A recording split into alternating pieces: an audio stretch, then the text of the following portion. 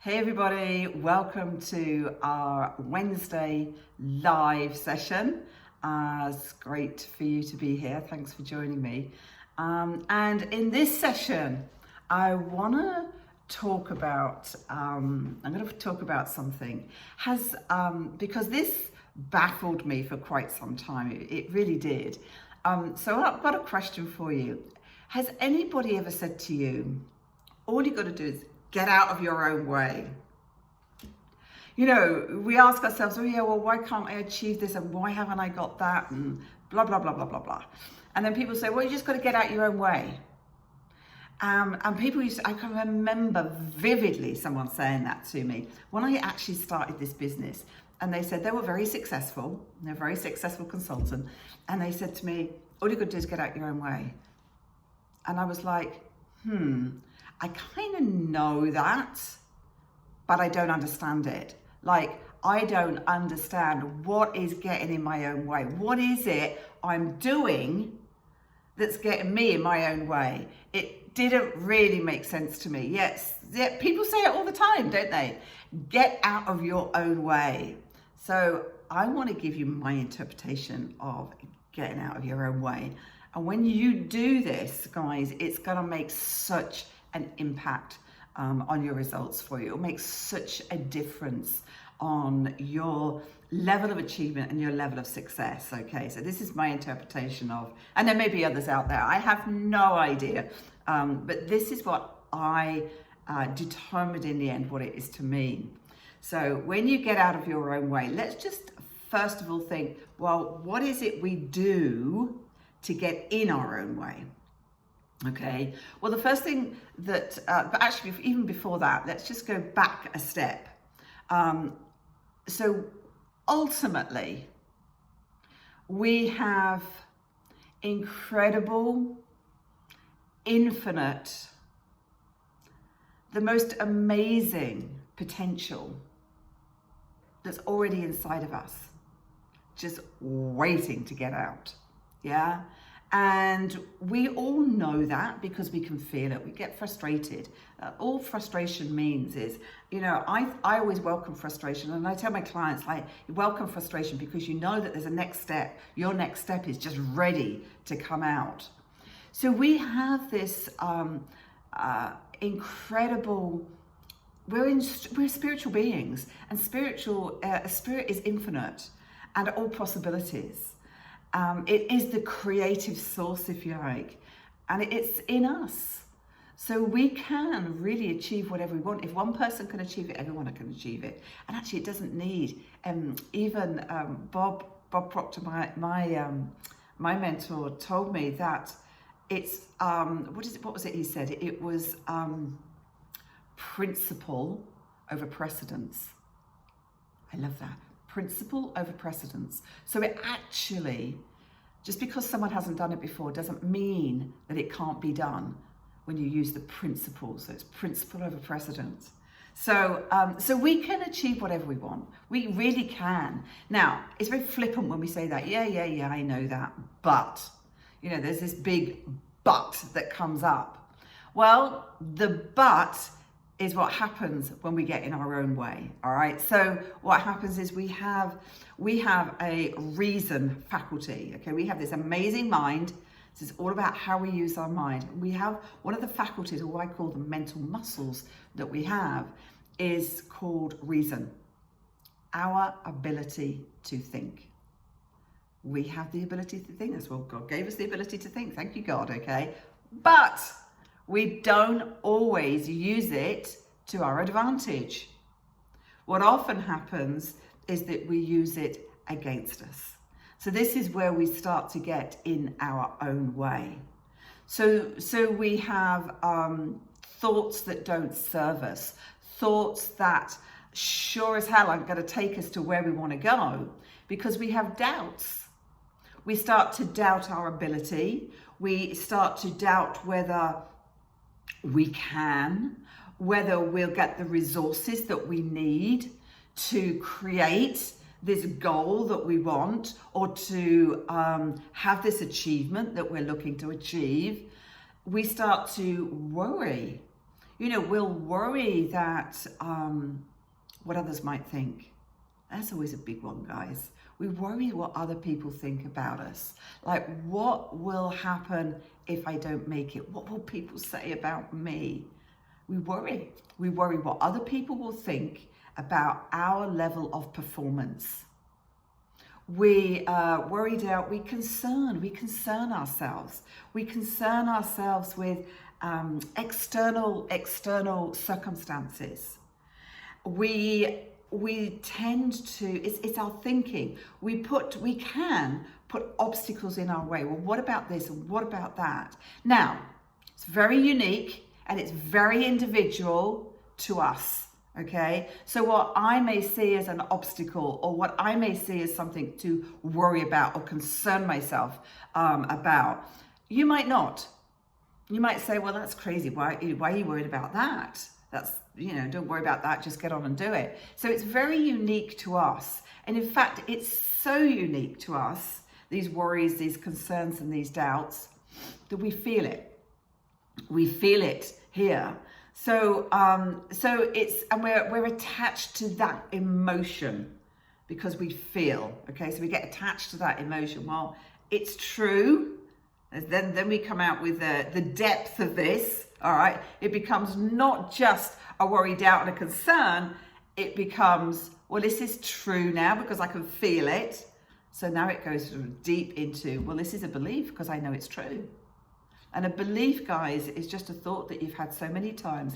It's solidified into a belief that you then consider, and a belief is something that you consider to be true without any real evidence. Okay. Now you might have some experiential evidence in the past and say, yeah, well, look, I didn't make that, did I? So what makes you think that I can do this?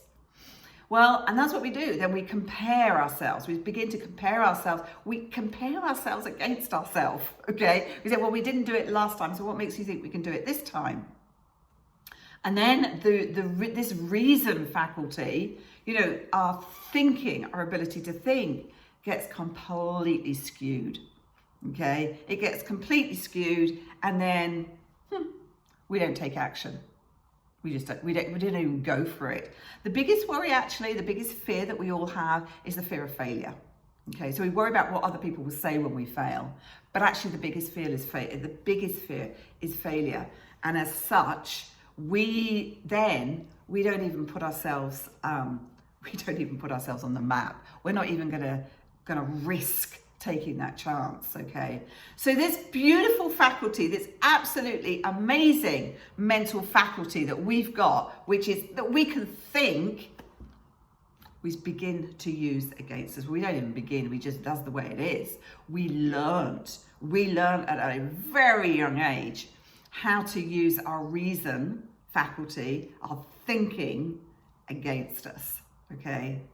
So that, to me, is what getting in your own way is all about, okay? That is how we think and about ourselves. We get in our own way. Now, one of the things, so I want to help you in a minute, how to get out of your own way, okay? That's the purpose of today's live. But one of the things that we do, and we habitually do, and I want you to take a minute just to think and relate what I'm saying to you, because I think you'll notice you do this. Everybody does this, okay? So what we tend to do is we ask ourselves disempowering questions. So what do I mean by that? We say to ourselves, well, what is it that stopped me? Why did I get stopped? Why am I procrastinating? Why can't I just take that one small step? Why didn't I do that instead of doing this?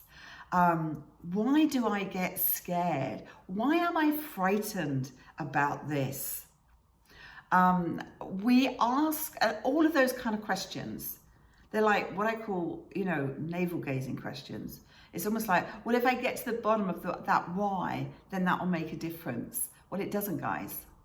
It really doesn't. What's the point of knowing why you're scared, why you're procrastinating, why you don't want to take that next step? Like you go deeper and deeper and deeper, and then all you're doing is what I call navel gazing. Okay, and you still don't take the move, you still don't take the action. All right. And we say that with the other things that we say to ourselves, don't we? How stupid am I to have done that? How stupid am I to have said this? You know, the messages and the questions that we give ourselves. Excuse me, I've got hair in my eyes. It's disempowering. We don't need to know the answers to those questions, all right? That's the first thing I want you to know. We don't need to know. If you are asking yourself those kind of questions, I want you to know right now, you don't need the answers. Those answers will not move you forward. They won't move you forward, okay? So getting in your own way again, all right? So you say, okay, Mandy, so what do I need to ask myself? If I don't need to know what the answers to those questions are, but it seems like I do, what should I be asking myself? So you want to be asking yourself empowering questions. So what's an empowering question? You could say to yourself, well, this didn't work out. Rather than ask yourself why it didn't. Why didn't that work out? Why didn't this work out? You know, again, that navel gazing. You don't need to know the why. How about asking yourself empowering questions like, what could I do next time? What would happen if I took that next step? What would happen if I could do this? And if I could do this, what kind of thought would I have? If I have the ability, I don't always feel I do, but if I do have the ability, if what Mandy says is right, and I have the ability, because we all have, guys, we all have, if I do have that ability, what's one thing today that I could do that would just expand myself a little bit more? Even though I feel scared about taking this big next step, what would happen if I took just a little step towards that big step? What would that be? What would it look like? So can you see, by asking yourself, here's another one, we've just got another one. How could I help myself move forward? How could I help myself move forward? How could I be nicer and kinder to myself? How could I raise my vibration just a little bit? How could I feel good? I tell you, when you feel good, you take bigger, deeper, more actions, okay? So you could find something that made you feel good, some music. You'll find yourself, as you raise your vibration, you will begin to take the action. But here's the thing. We've got good cop, bad cop, okay? Bad cop, disempowering questions, going against us, all right? It's what I call the stick. This is the stick and the carrot scenario, all right? Disempowering questions is the stick. We don't need to use the stick on us. It ain't gonna work. It really won't. You might say, oh yeah, well, when I get tough on myself, I do it. Well, here's the thing. Try not getting tough on yourself. Tough on yourself, being tough on yourself. Now, it isn't gonna work in the long run. Now, there's a difference between having discipline, all right? Making decisions, having standards, to being just plain old tough on yourself. You know, boot camp tough on yourself won't work in the long term, okay? You get to feel bad because at some point you'll trip up and you're gonna be tough on yourself, all right? So instead of asking yourself these disempowering questions, the stick, begin to ask yourself empowering questions. It's the carrot. Help yourself to move forward, encouraging yourself, being kind to yourself, supporting yourself. You know, we do this with children, with small children as they're growing up. We ask them empowering questions. We help them. We guide them. We support them. But as we grow up, we tend not to do that to ourselves. So, disempowering questions, we're going to give that up and let that go. We're not going to use the stick. Empowering questions, the carrot, that is what we're going to use from now on, okay? So I want you to start to use empowering questions to express more of you, to create that success and those achievements that you want. And I promise you, you will begin to see the difference. Okay, bye for now.